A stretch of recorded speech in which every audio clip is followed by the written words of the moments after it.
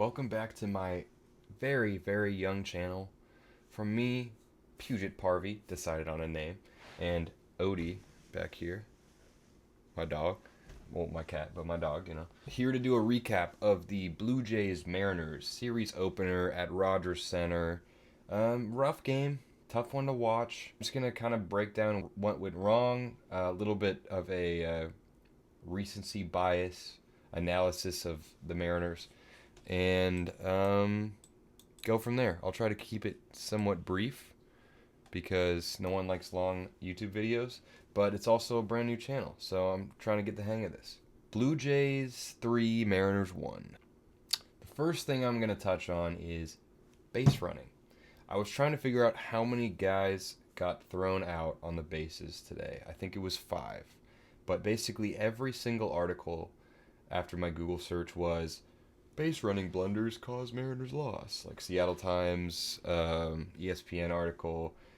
So I'm not the only one that's going to say something about their base running today. Cal Raleigh hit a single into right field. To be fair, it got to the wall. 90% of the time, that's going to be a double. But you're also Cal Raleigh. I know he's been stealing bases this year, but running is not what he got the extension for. And he got thrown out by a country mile. That one I'm okay with because, again, he hit it to the wall. But the rest of the team should see that right fielder Barger throw a dot and be like, okay, note taken. Maybe I'm not going to run on him, especially if my name is Rowdy Tellez. Just a thought. Let's talk about Rowdy Tellez, speaking of. He's our only run, can't be too mad at the guy. He hit an absolute missile to right field. However, 5th inning, first and second, nobody out. You're Rowdy Tellez. Pretty shallow fly ball to right field. Right fielder who already hosed a guy earlier catches the ball. You're thinking, oh yeah, I'm going to tag up. You're not that guy. He got interviewed after the game. He's like, I'm going to take that risk, blah, blah, blah. No, you're not, buddy. You're not. Randy, rounding third, kind of a momentum killer. However, it's Randy Rosarena. He's one of the faster guys on this ball club. And Christopher Negron kind of last minute sent him. I think Randy, probably if he was making his own decision, might have stayed at third. Then again, he's kind of a wild card, so who knows. And you're down by 1 run at that point, and tying the game might prevent a future run from the Blue Jays. They got 2 sac flies in this game. You'll live with that. Brian Wu, kind of a rough start today. He was getting hit around quite a bit, but he ended up going 7, and that's what we needed from him. I know the Mariners' pitching philosophy is control the zone, and usually we love that because not a lot of walks, at least not from starters. But the problem with that is you got Toronto hitters that are being aggressive, swinging at the first pitch a lot. It felt like those first 4 innings, every at-bat was first pitch, swinging, and they were hitting the ball hard. I think the first 5 innings, every leadoff man was aboard, maybe even more than that. I guess the Blue Jays had 15 hard hit balls. I don't know if those were all Brian. I doubt they were all Brian.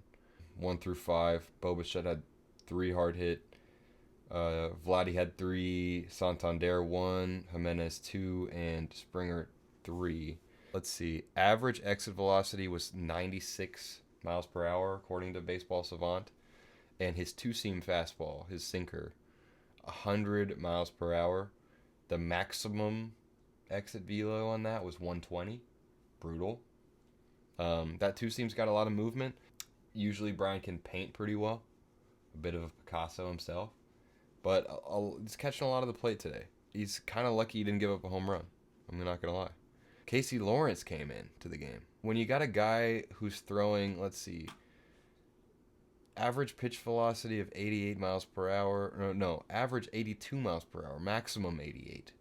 It's not a great sign. If Casey Lawrence is your first guy out of the pen, it's going to be a rough day for you.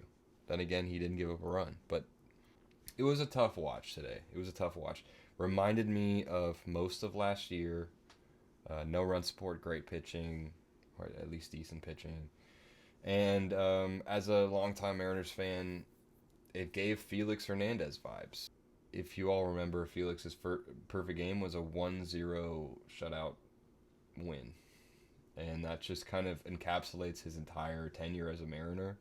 Um, Not a lot of run support for that guy. This year, we've been kind of blessed with a lot of runs. I mean, I know Great American Small Park is pretty easy to hit bombs out of, and high run scoring environment. But we've been kind of spoiled recently by some great Mariners offense that we just did not see today. 10 hard hit balls. Julio had 2, Jorge had 2, Cal Raleigh had a hard hit ball, Luke Raley had a hard hit ball. Telez hit that homer, obviously hard hit ball there. Masterboni that single into right, and 2 from JP today. Nothing really to show for it. Jorge 1 for 4.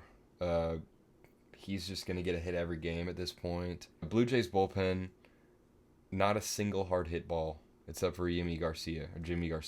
Last year they had a 5 ERA, one of the worst bullpens in baseball last year.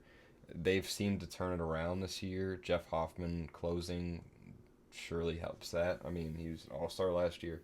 I was thinking when Bowden comes out after 6, who seemed to be just locking the Mariners down, only gave up 5 hits. I was excited maybe we can get a few runs across. That was not the case. Ben Williamson, no hits today, but I am impressed with his poise. As a rookie, it doesn't look like the moment's too big for him, and I think that's huge. His approach is professional, and he looks like he's not being outclassed. The big concern for me right now is, when is Julio gonna get going? Love the guy to death. I know he's off to a stronger start than he has in, I'm pretty sure, every other season of his career. He's had a worse start. I remember a broadcast last year when he was struggling and he started to hit towards the end of the season. They were saying, Julio, he's not smiling. He doesn't look happy to be there. I mean, when I watch Julio, he looks like a kid playing the game. He's having a lot of fun. He's bouncing around the field, but it feels like he's stressed out, and he carries a lot of weight. The star treatment that he gets here in Seattle. I just hope he can turn it around sooner rather than later. I think the thing that's been keeping him from being a superstar in the first few years of his career has been these slow starts. I mean, the inconsistencies, especially to start the year, has been a problem. So I'm looking for him to turn it around. Not a game that you're going to dwell on for too long, especially with the recent success of the Mariners. I mean, 3 straight series wins, some great comebacks. I mean, yesterday's game was one of the most entertaining games I've seen all year. I was at work.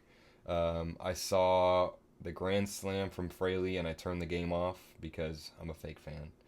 And I was like, okay, game over. Back-to-back homers by Cal and Randy.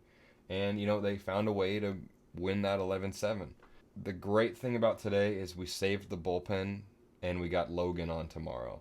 So you're not too concerned with the series. Thank you for watching my brand new channel, and go M's. I'll try to do another one tomorrow. Probably be able to. Appreciate all the love that I've gotten from my first video. And when I say all the love, I mean like 20 views. So thank you. Any tips in the comments would be greatly appreciated, and any feedback, would love that. Like I said in my intro video, just a huge Mariners fan, and I gotta have somewhere to vent. So this YouTube page is my place to vent. Anyway, like and subscribe. Thank you for watching, and go Mariners.